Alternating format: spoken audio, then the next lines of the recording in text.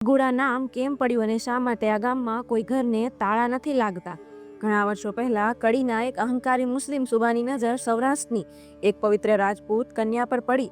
આસનામાં અંધ સુબાએ લગ્ન માટે દબાણ કર્યું, પણ ક્ષત્રિયાણીએ ગર્જના કરી, હું હિન્દવાણી છું, મારો હાથ માંગવો હોય તો મારા બાપા પાસે જા.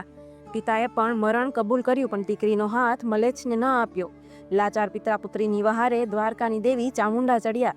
દીકરીની આંખના આંસુ જોઈને માતાજીએ વિકરાળ સ્વરૂપ ધારણ કર્યું. એક હાથમાં તલવાર અને બીજામાં જીવતી નાગણ. સુબાની છાતી પર પગ મૂકી માતાજીએ પડકાર્યો. ફફડી ગયેલો સુબો જીવ બચાવવા ભાગ્યો અને તળાજા પાસે આહીરોના નેસડામાં છુપાયો.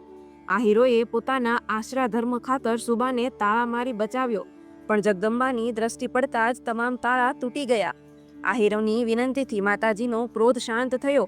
સુબાને જીવનદાન મળ્યું, પણ માતાજીએ આજ્ઞા આપી, આ સુબો ભાગતો આવ્યો એટલે ગામનું નામ ભગુડા રાખજો, અને તમે તાળા માર્યા એટલે આજ પછી આ ગામમાં કોઈ ઘરને તાળા નહીં લાગે. આજે પણ ભગુડાના કોઈ ઘરે તાળા નથી લાગતા, કારણ કે ત્યાં સાક્ષાત ભગુડાવાળી મોગલ રક્ષણ કરે છે. શ્રદ્ધા અને ખુમારીનું આ પવિત્ર ધામ એટલે મોગલ ધામ ભગુડા. આવા જ બીજા ધાર્મિક વિડીયો જાણવા માટે અમારી ચેનલને સબસ્ક્રાઇબ કરો.